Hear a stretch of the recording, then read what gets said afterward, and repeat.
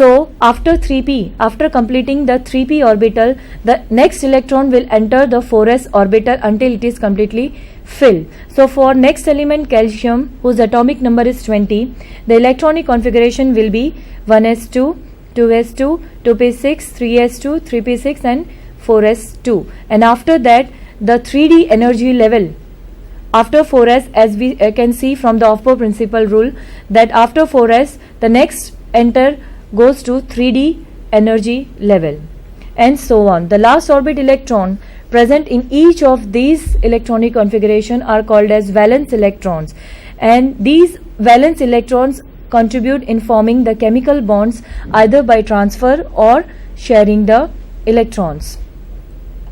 So the distribution of electron and an element, when it takes part into a chemical reaction, it has to follow some valence rule. Let us see this theory of valence. What are the different points based on this valence, how the chemical compound is formed? The first point, the valence of an element depends on the number of electron, as we have seen in the outermost orbit, and these are called as valence electron. The remainder of the element atom excluding the valence electron is called as kernel of the atom. The atoms of element with 8, 2, if there is only one orbital electron in their valence orbitals, are stable. As I said, unless and until the orbital and orbitals are completely filled with the maximum number of electron which it should have, the particular levels or energy shells are called as complete octet, and they are stable. An element takes part in a chemical reaction only when they have unpaired electrons. So an atom possesses one or more unpaired electrons to enter into a chemical reaction. Atoms with less than 8 electrons are said to be chemically active. Atoms with unpaired electrons tends to combine with other atoms which also have unpaired electrons. That is, a bond is formed by overlapping of two atomic orbitals belonging to two different atoms or same atoms of one element having unpaired electrons. The new orbital which is formed due to the overlapping of atomic orbital will be more stable as it has completed its octet. The strength of bond is determined by the extent of overlapping of two half-filled orbitals. The atoms which unite to form a molecule will completely retain their identities in the resulting molecule. That means the properties will depend on both the atoms, either it is from the same element or two different elements.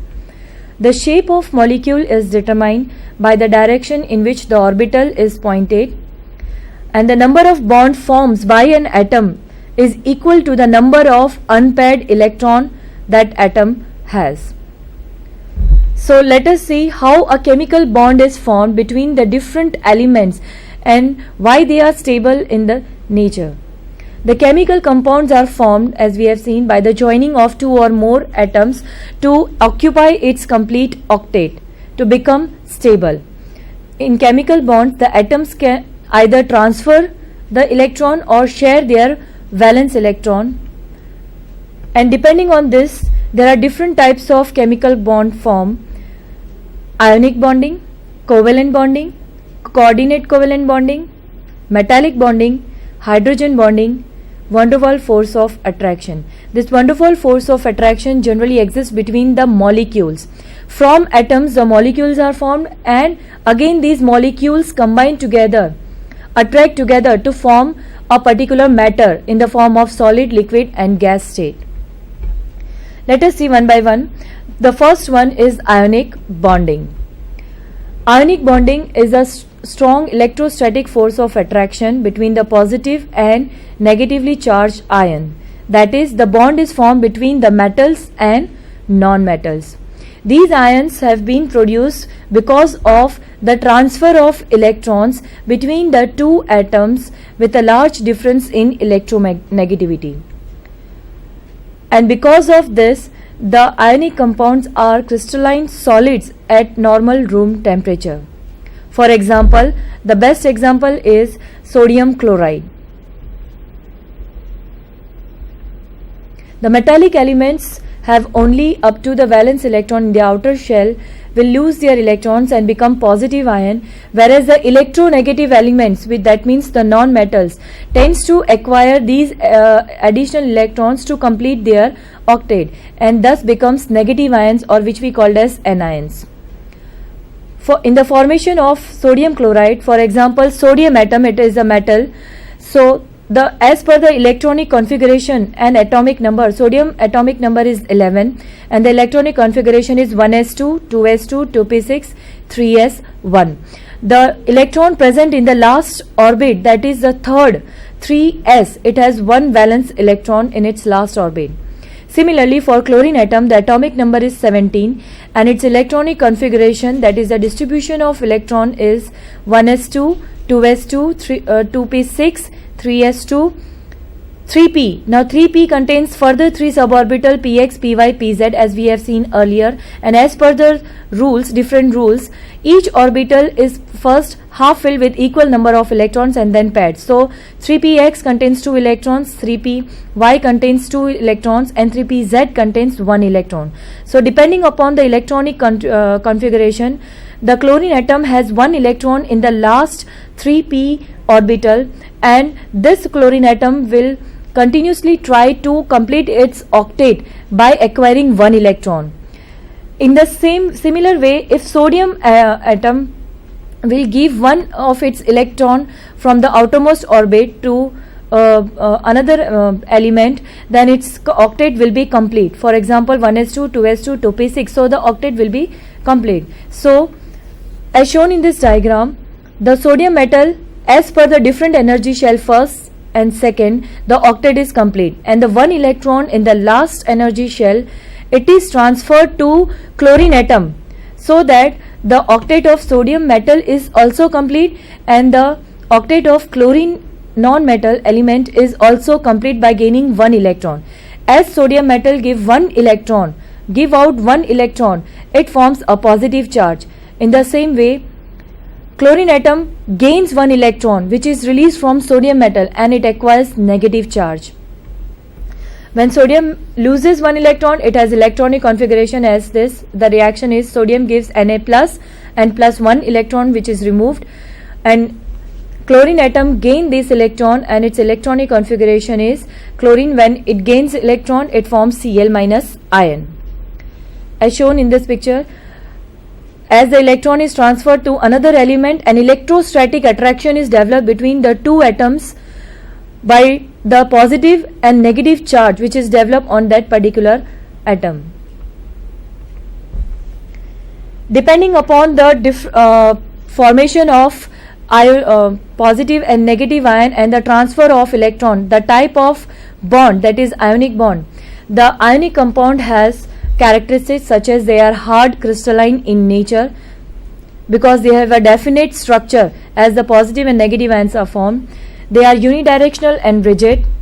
They have high melting point and high boiling point because, as we have seen, because of the charge developed on each of the atom, the positive and negative charge, opposite charge, they have strong electrostatic force of attraction, and therefore the melting point and boiling point are very high.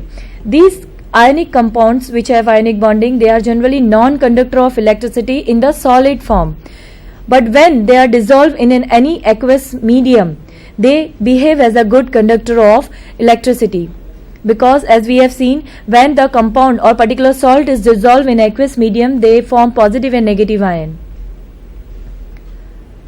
Another type of bonding is covalent bonding. This type of bond is formed by the sharing of electron between the two atoms. Now the atoms can be same atoms of one element or two different atoms of different element.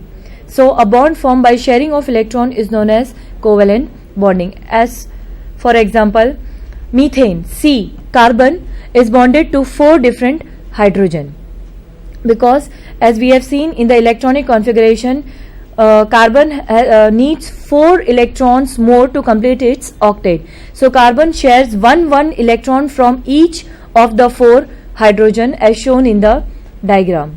Another example, for example, a hydrogen gas, H2 gas. Hydrogen atom contains one electron only. So when it combines with one atom of same element, that means hydrogen, one atom of hydrogen, another atom also of hydrogen, and both the hydrogen atom has one electron in its outermost orbital, and these two electrons try to share both of them. So hydrogen bond is formed, a covalent bond is formed between the two hydrogen atom, and the hydrogen gas is formed. Sharing can be between two electrons, can be between 4 electrons or 6 electron. So as per the sharing of electron, the covalent bonds can be single, double and triple. Single bond is what? A covalent bond formed by the mutual sharing of one electron pair. That means one electron from one atom and another electron from another atom, which forms a single covalent bond denoted by a single line as shown here. In hydrogen chloride, hydrogen gas, chlorine gas and carbon dioxide, one electron is shared. Double bond. A covalent double bond is formed between two atoms by mutual sharing of two electron pairs, and the bond is denoted by two double line as shown here. Between the oxygen atom, oxygen gas, two electron, as we have seen the electronic configuration of oxygen. Oxygen has 1s2, 2s2 and 2p4. It needs 2 electron to complete its octet. So one oxygen atom shares 2 electrons with the 2 electrons of another oxygen atom, and thus a double bond is formed. Similarly, a double bond can be formed between carbon atoms also. Triple bond. A covalent bond, it is a covalent bond which is formed by the mutual sharing of 3 electron pairs from one single atom with another atoms. For example, nitrogen. In case of nitrogen, atomic number, as we have seen, atomic number is 7. So 1s2, 2s2 and 2p3. To complete its octet, nitrogen needs another 3 electrons to form 2p6. So nitrogen can share 3 electrons from one of its atom with another atom of same nitrogen with the 3 electrons present in p orbital, and thus a triple bond is formed. The covalent bond, as we have seen, can be polar and non-polar because the electron can be shared between either the atoms of same element or the atoms of two different elements. So based on this, when two atoms of same element involves in a covalent bond to form a molecule, the shared pair of electron will be at the exact midway between the two atoms. Non-polar bond is formed. For example, in oxygen gas O2, the electrons are shared between oxygen atom, two oxygen atom, that is the same element. So it is non-polar covalent bond. But when a covalent bond is formed by sharing of electron between two different atoms of two different elements, the bond form, the covalent bond form is called as polar covalent bond. For example, in hydrochloric acid, hydrogen gives one electron to chlorine, but here hydrogen forms positive charge and chlorine forms partial negative charge, and thus it is called as polar covalent bond. A polar covalent bond is one in which the sharing of electron pair is unequal because the atoms are atoms which shares the electrons are of two different elements, not the same elements. Therefore, with the electrons attracting towards more non-metallic, that is electronegative element. As shown here, in case of non-polar covalent bond, as we have seen that the atoms are of same element, so equal charge is shared. But in case of polar covalent bond, the charge is distributed partially. The atoms are of two different elements, so partial positive charge is developed and partial negative charge is developed. The elements having partial negative charge are electronegative in nature. That means they are electron deficient, they need electron in more amount. So the electron from the positive element is attracted more towards an electronegative element, and that's why a partial positive and partial negative charge is developed. In such a bond relationship, there is a charge separation with one atom being slightly more positive and other more negative. this is the particular picture showing the sharing of two electrons and a strong electrostatic attraction, a strong bond formed between the two different atoms. Depending upon the type of sharing of electrons, single, double, triple, and the polar and non-polar covalent bond, the characteristics of covalent compounds are as follows. They have low melting point and low boiling point. They exist mostly as gas or liquid. They are poor conductor of electricity. They are insoluble in water, but they are soluble in organic solvent. The covalent bond is directional, and as such there is a possibility of position isomerism and stereoisomerism among these compounds. To see the difference between ionic, covalent and polar, this is just an analogy that if there are two different dogs, they want to share bones. In this case, one is sodium and another one is chlorine. One is directly giving the bone to the another dog. That means a bone is transferred to another one and an ionic bond is formed. In case of covalent, we can see both the bones are shared by both the dogs, that is same element, so the electron is shared, the bone is shared, so covalent bond, sharing, half-half. Covalent, in case of covalent, we have seen polar covalent bond.